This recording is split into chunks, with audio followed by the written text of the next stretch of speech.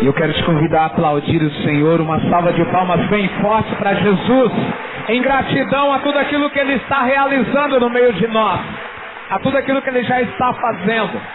Amém? Louvado seja nosso Senhor e Salvador Jesus Cristo. Irmãos e irmãs, há uma necessidade na humanidade da intervenção divina. Há uma necessidade na minha e na sua vida dessa intervenção de Deus para conosco. E eu quero dizer para você que essa é a vontade do Senhor. Mas diz Isaías, no capítulo 49, eu quero que você pegue comigo. Isaías 49. Livro do profeta Isaías, no capítulo 49.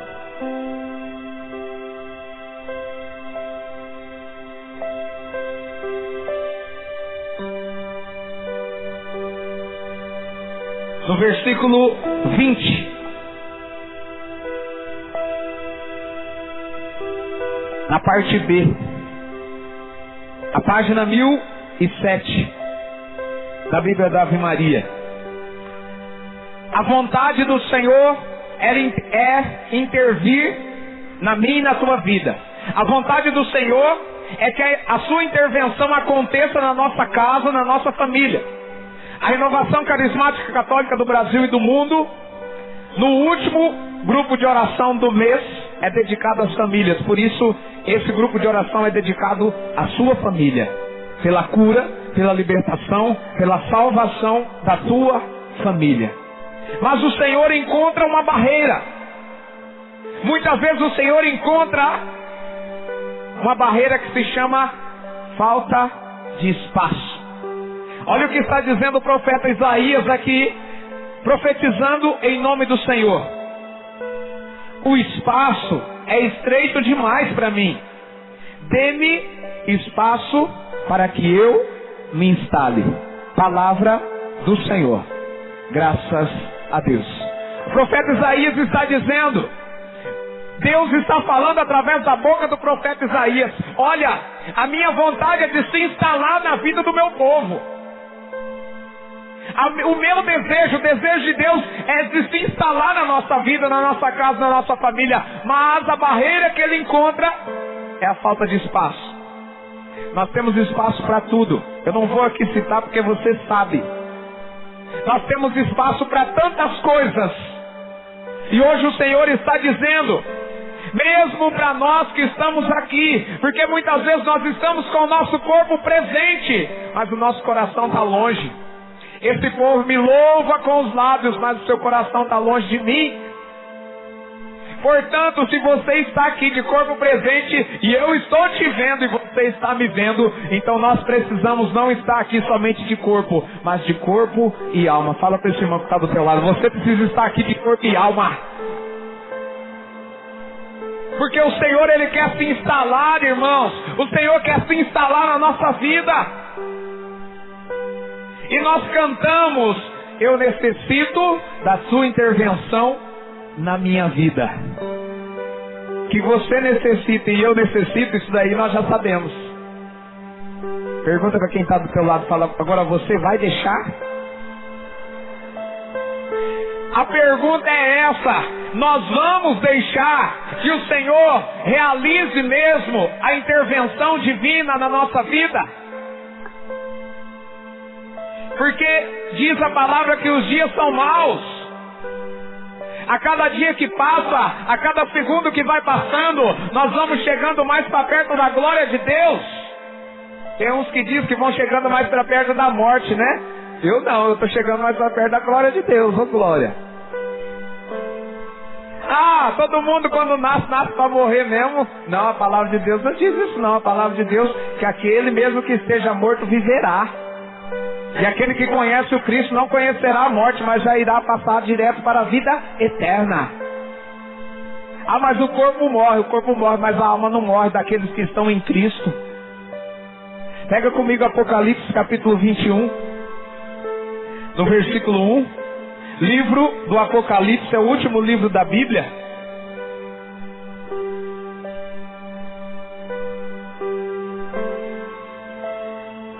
Porque São João, quando escreveu esse livro do Apocalipse, ele teve esta visão. Essa aqui é a visão de São João do que vai acontecer. E essa precisa ser a minha e a sua visão. Olha o que diz aqui o livro do Apocalipse. São João dizendo, diante de uma visão que ele estava tendo, vi então um novo céu e uma nova terra, pois o primeiro céu e a primeira terra desapareceram e o mar já não existia. Eu vi descer do céu, de junto de Deus, a cidade santa, aleluia, a nova Jerusalém, como uma esposa ornada para o seu esposo. Ao mesmo tempo, ouvi do trono uma grande voz que dizia, eis aqui o tabernáculo de Deus com os homens, habitará com eles e serão o seu povo, e Deus mesmo estará com eles, enxugará toda lágrima de seus olhos, e já não haverá morte, nem luto, nem grito, nem dor, porque passou a primeira condição. Versículo 5.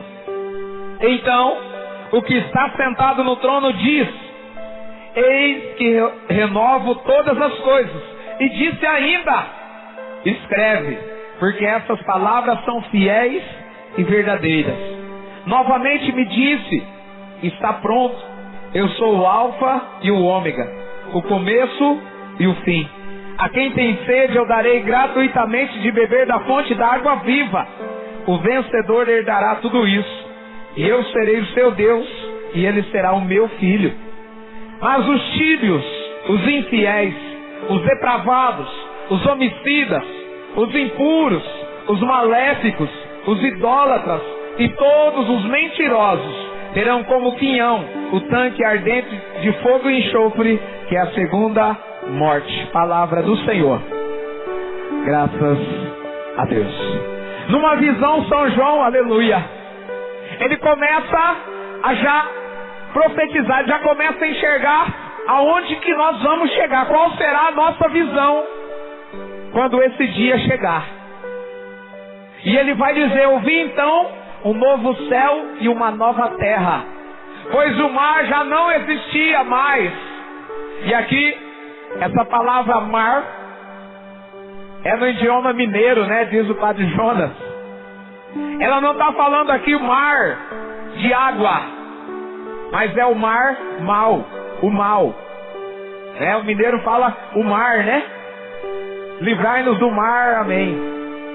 Então esse é o sentido dessa palavra. O mar já não existia mais. Fala para esse irmão que está do teu lado, fala, o mar já não existia mais.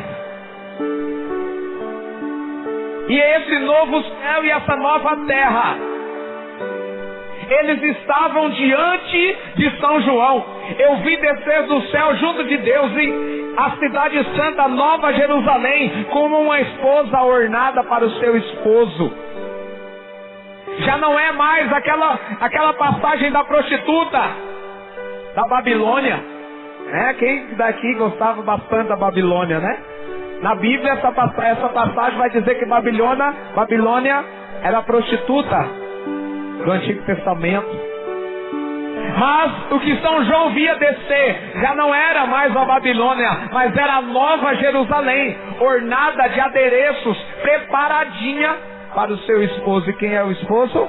Jesus Cristo. Fala para esse irmão que está do teu lado, fala, Jesus Cristo é o esposo da Nova Jerusalém. E ele ainda diz, ao mesmo tempo ouvi do trono uma grande voz que dizia, eis aqui o tabernáculo de Deus com os homens, habitará com eles e serão o meu povo. Fala para quem está do teu lado, fala, você é esse povo. Nós precisamos estar convencidos, irmãos, que nós precisamos ser esse povo. Eu quero dizer muito mais, que essa é a palavra que o Senhor está trazendo no meu coração. Nós temos que deixar de ser relaxados, porque nós precisamos ser esse povo na qual o Senhor está à espera. Nós precisamos ser esse povo que espera esse novo céu e essa nova terra. a cada dia que passa, para aqueles que confiam na palavra, você não está mais perto da morte, mas você está mais perto do novo céu e da nova terra. Porque essa é a vontade de Deus. Enquanto nós rezávamos aqui, para iniciar esse grupo de oração na salinha, na sacristia, o Senhor trazia algo ao nosso coração. Esse grupo de oração já está sendo uma fábrica de santidade. Esse grupo de oração está sendo uma fábrica de santidade. Não para a honra e glória nossa, mas porque essa é a vontade de Deus. Essa é a vontade de Deus, não só para o grupo de oração. E hoje nós tomamos posse para toda a igreja. Essa igreja precisa ser, já está sendo, uma fábrica de santos. Olha para esse santo que está do teu lado aí. Fala, você é santo. Às vezes nós até rimos, né?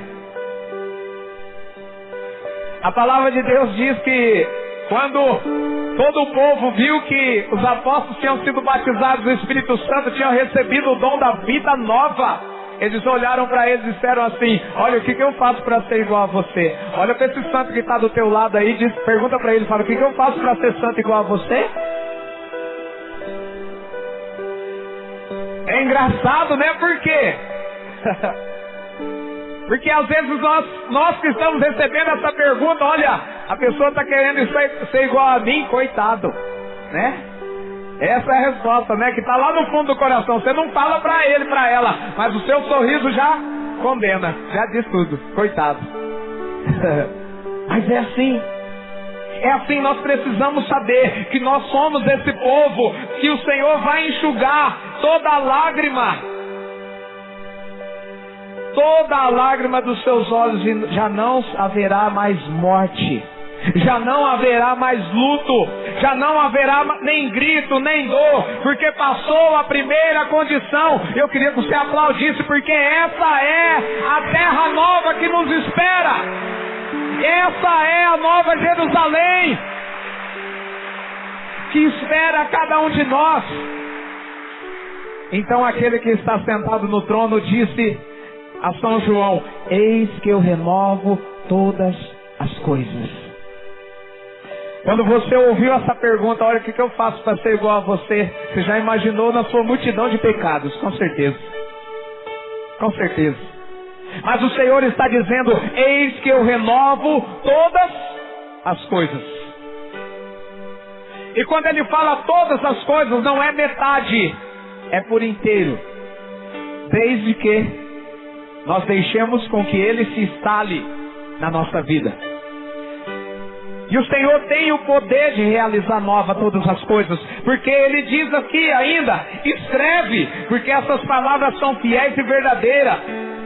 São João vai dizer novamente, me disse: está pronto. Eu sou o Alfa e o Ômega, o começo e o fim. A quem tem sede, eu darei gratuitamente de beber da fonte da água viva. Ao vencedor herdará tudo isso. Eu serei o seu Deus, e ele será o meu filho. Essa é a promessa para aqueles que aceitam o milagre da salvação. Essa é a promessa para aqueles que aceitam essa nova Jerusalém, essa nova terra, esse novo céu. Para que o mal já não reine mais na nossa vida, para que o mal já não exista mais em nós. Porque há uma recompensa para aqueles que se fecharem, para aqueles que disserem assim: não, eu vou conduzir a minha vida do meu jeito, eu vou conduzir a minha vida do jeito que eu quero. A hora que o negócio apertar, eu procuro o Senhor. Pode ser que não dê tempo.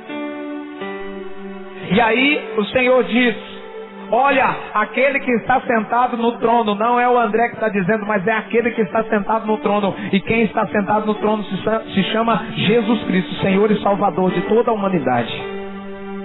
Ele diz: os tíbios, a tibieza, a preguiça, os infiéis à família, infiéis no trabalho, infiéis na igreja. Aos infiéis, aos depravados, a todo tipo de depravação que hoje está indo contra a família. E muitas vezes nós, como católicos cristãos, ainda ficamos usando de piadinhas com as depravações do mundo, sendo que a igreja tem uma posição. Eu quero citar aqui uma das depravações. A palavra de Deus diz assim, Romanos capítulo 6, versículo 9, diz assim: as pessoas,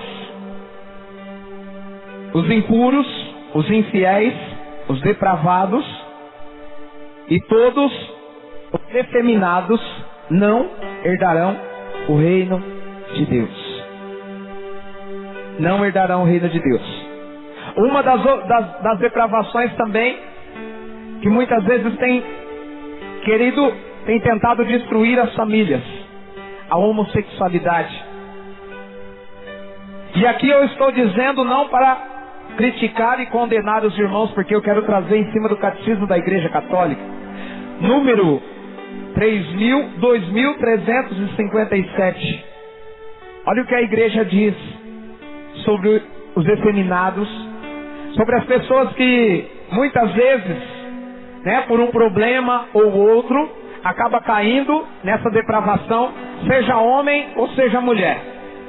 A igreja diz: a homossexualidade designa as relações entre homens e mulheres que sentem atração sexual exclusiva ou predominante por pessoas do mesmo sexo. A homossexualidade se reveste de formas muito variáveis ao longo dos séculos e das culturas. Sua gênese psíquica continua amplamente inexplicada, apoiando-se na Sagrada Escritura, que os apresenta como depravações graves. A tradição sempre declarou que os atos de homossexualidade são intrinsecamente desordenadas, são contrárias à lei natural. Fecham o ato sexual ao dom da vida, não procede de uma complementariedade afetiva sexual verdadeira. Em caso algum, devem ser aprovadas, diz o catecismo da Igreja Católica. Mas talvez você está dizendo assim: mas e se eu tenho um amigo assim? Mas se eu tenho alguém da minha família assim? Você vai acolher essa pessoa 100%, mas você vai reprovar a atitude dela também 100%. Você vai amar ela com todo o teu coração, com todo o seu carinho. Eu não estou dizendo aqui para você cortar a sua amizade com essas pessoas. Nós vamos ler aqui que essas pessoas vão ser acolhidas. Acolhidas. Um número não negligenciável de homens e de mulheres apresenta tendências homossexuais profundamente enraizadas. Essa inclinação objetivamente desordenada constitui, para a maioria, uma aprovação. Devem ser acolhidos com respeito, compaixão e delicadeza. Essas pessoas com esses tipos de problemas, de depravações, não podem ser aprovadas. A atitude delas não deve ser aprovada, está dizendo a Igreja Católica.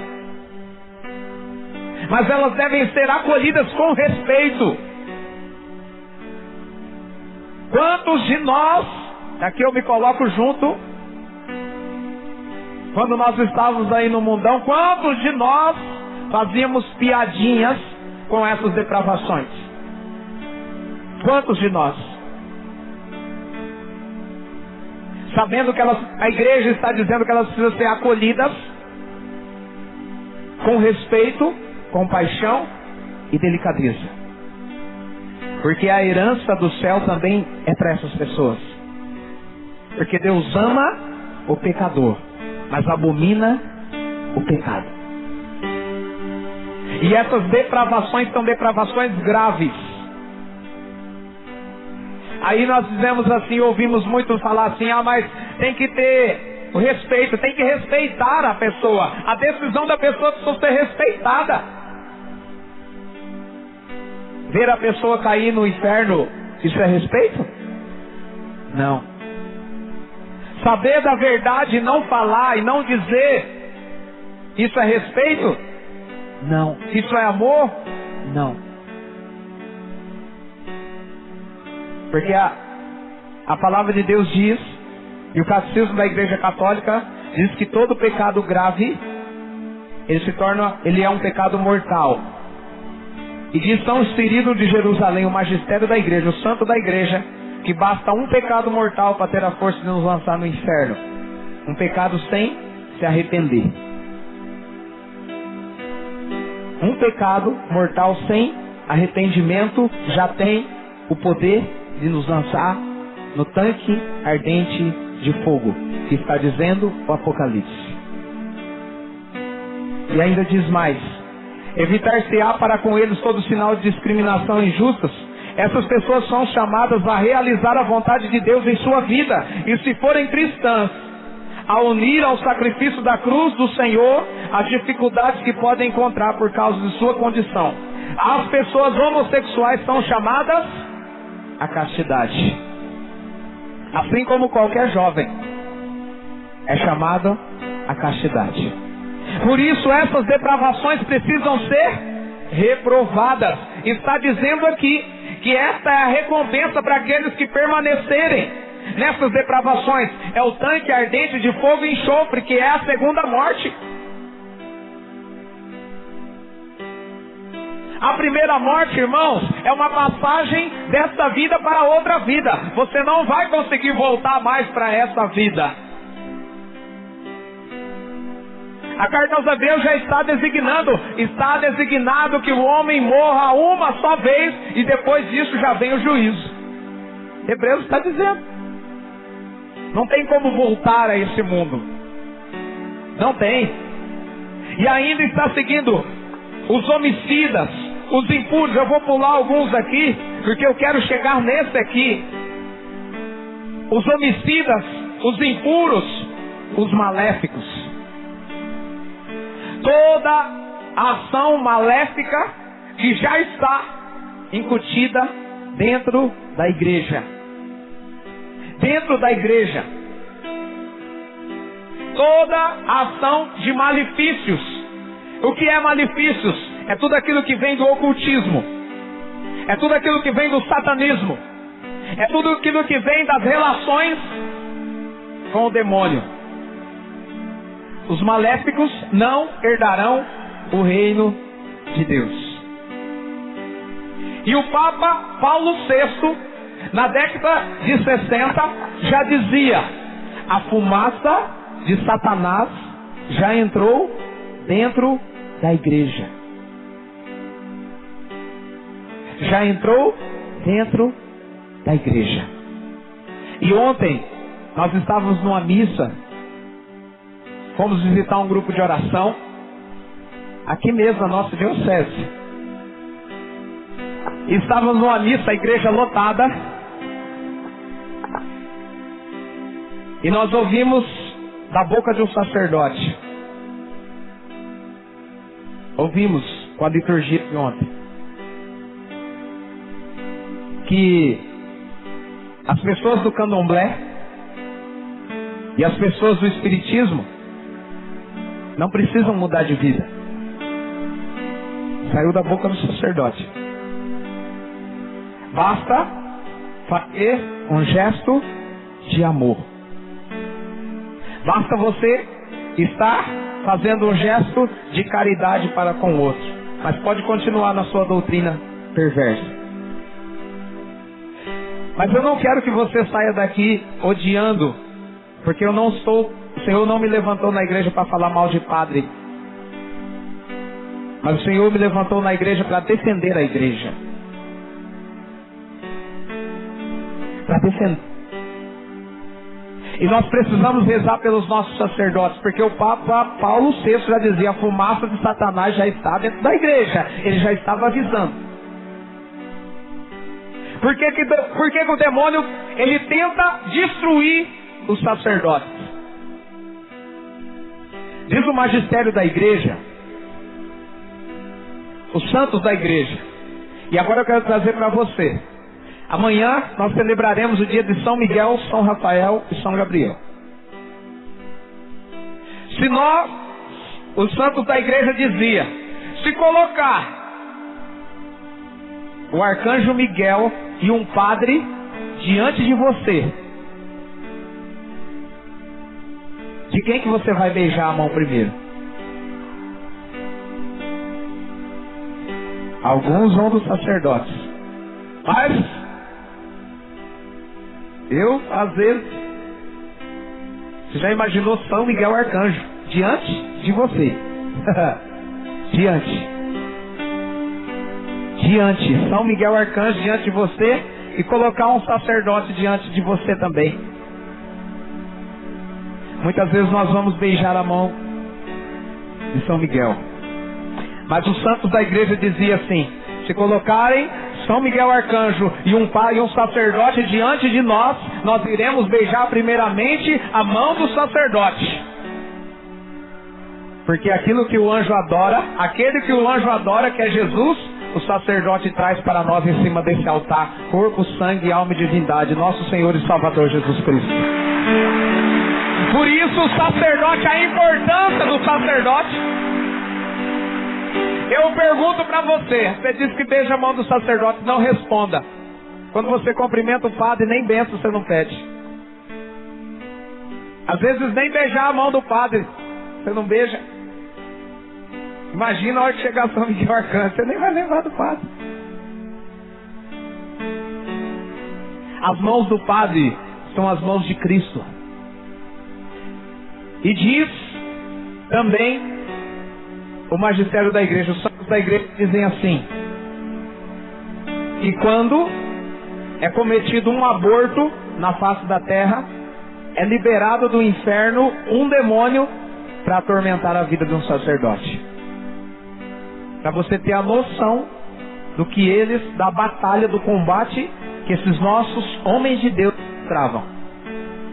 E quando nós ouvimos isso nessa missa, nós dizíamos: isso vem do demônio.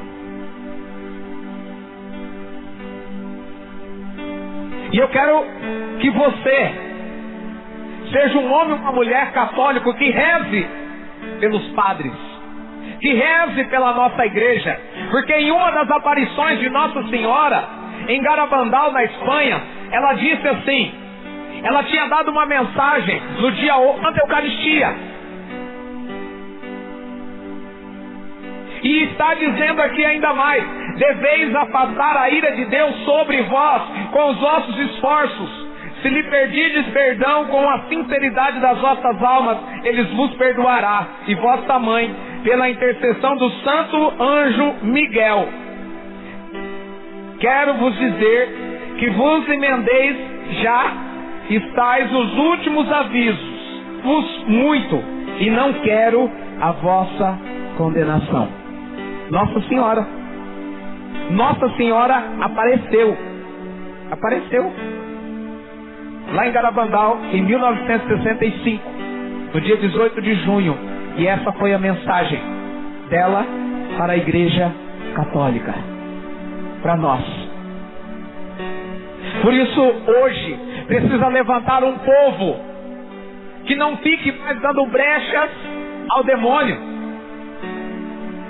Porque aquilo que nós ouvimos ontem da boca do sacerdote vai contra a doutrina da igreja, e ele conhece a doutrina da igreja, porque a doutrina da igreja, ela diz,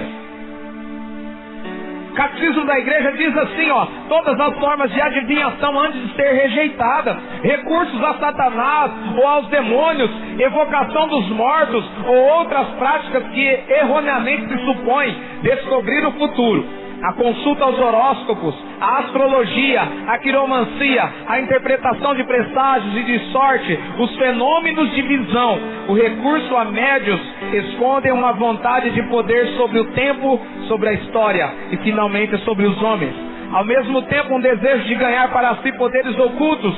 Essas práticas contradizem a honra e o respeito que, unidos ao amoroso temor, devemos exclusivamente a Deus. São reprovadas por Deus. A carta de São Paulo aos Coríntios, no capítulo 10, no versículo 20, ela vai dizer, São Paulo vai dizer aos Coríntios, se bebeis do cálice do Senhor, mas também ao mesmo tempo bebeis do cálice dos demônios. Eu não quero que tenhais comunhão com os demônios. Eu não quero, o Senhor disse, eu não quero que tenhais comunhão com os demônios. Todas as práticas de magia, de feitiçaria, com as quais pessoas pretendem domesticar os poderes ocultos para colocar ao seu serviço e obter poder sobrenatural sobre o próximo, mesmo que seja para proporcionar a esse saúde, são gravemente contrárias à virtude da religião. Nós vimos na reportagem esses dias, estava tendo Rock in Rio. O Rock in Rio é um culto a Satanás. Não tem outra coisa, não tem outra definição. Não tem. Declaradamente. Não é nem mais oculto, já é declaradamente. E nós vimos de uma banda de rock satanista que doou 200 aparelhos auditivos para as crianças com problemas. Então, para que o nosso Padre Arnaldo, Padre Aldivino, dedicou a sua vida inteira para o Senhor e para a igreja, então?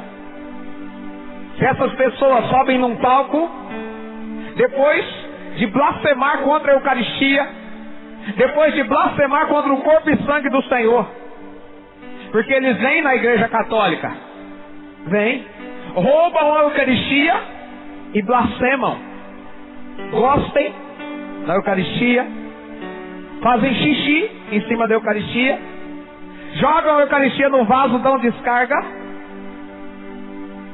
e ainda vai para o céu só porque doou 200 aparelhos auditivos para as crianças? Não vai não. E ainda tem muitos católicos que ainda compram CD e ouvem. Diz a igreja: aquele que coopera com a evangelização tem os mesmos méritos do evangelizador. Você que compra um CD, um livro de evangelização, você tem os mesmos méritos daquele que está evangelizando. E você também que compra um CD, um livro, essas cabanas da vida, esses livros de autoajuda da vida, você também está cooperando com a obra das trevas. E eu não quero que tenhais comunhão com os demônios, porque há uma recompensa. Os idólatras e todos os mentirosos terão como quinhão o tanque ardente de fogo e enxofre, que é a segunda morte. Aí ontem, para encerrar, depois eu e o Isa a gente comentando, hoje o demônio ele quis esfregar na nossa cara mesmo. Depois de ter falado tudo isso, ainda teve mais coisas. Nós conversamos com um irmão seminarista e ele acabou dizendo que ele é um cristão camaleão, só não falou isso.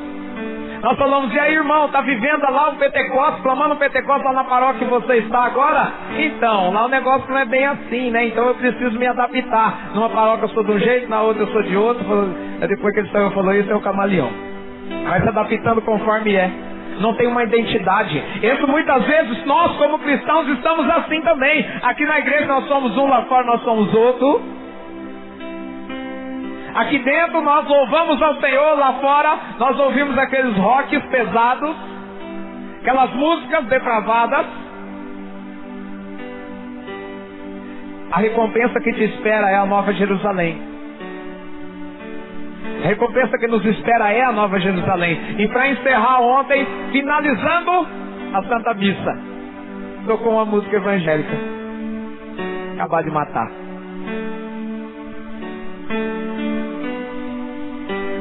Ah, André, mas o que tem tocar uma música evangélica dentro da igreja?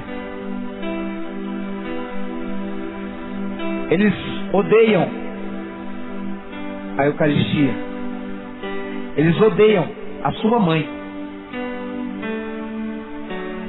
Eles odeiam nossa fé. Blasfemam contra a igreja católica. E aí os católicos ainda trazem as músicas evangélicas para dentro dos grupos de oração, para dentro da Santa Missa. Chama o Papa de besta da besta do Apocalipse. E ainda, André, mas nós precisamos fazer comunhão com eles. A comunhão não é feita dessa maneira.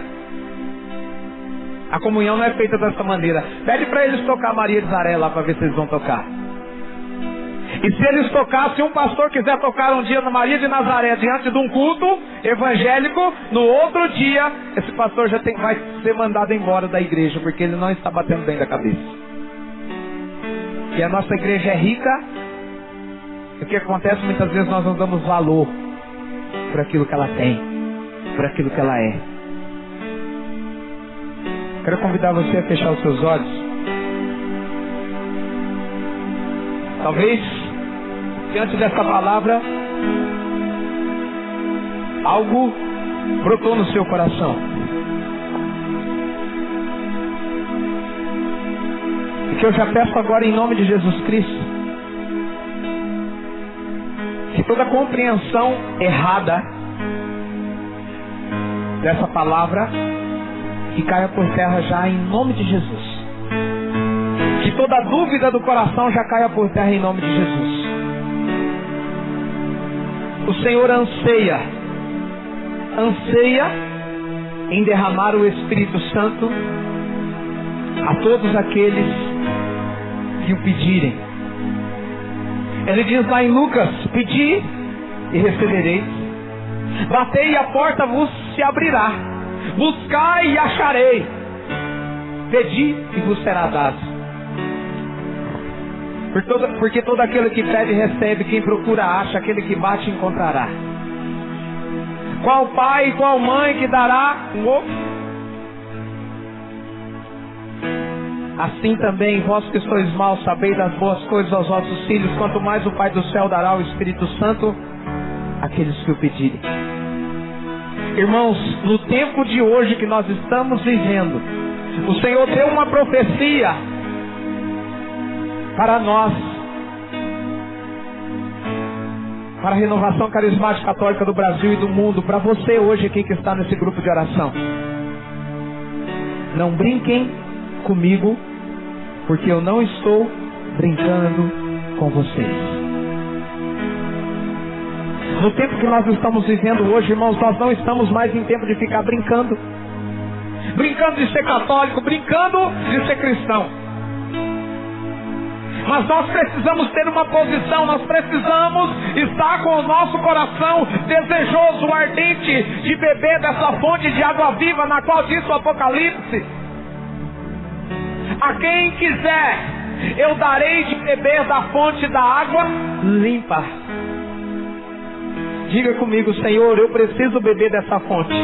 Senhor, eu preciso beber. Isso, mais uma vez, Senhor, dá-me a graça de beber dessa fonte. Senhor, dá-me a graça de beber essa fonte de água limpa. Essa fonte de água limpa. Que é a Igreja Católica, Senhor. Que é a Igreja Católica, Senhor. Levanta do seu lugar agora. Eu quero pedir a você que você se levante. Pega na mão desse irmão que está do seu lado e diz para ele assim: não é hora de desanimar. A nossa igreja precisa de nós. Os nossos sacerdotes precisam da nossa oração.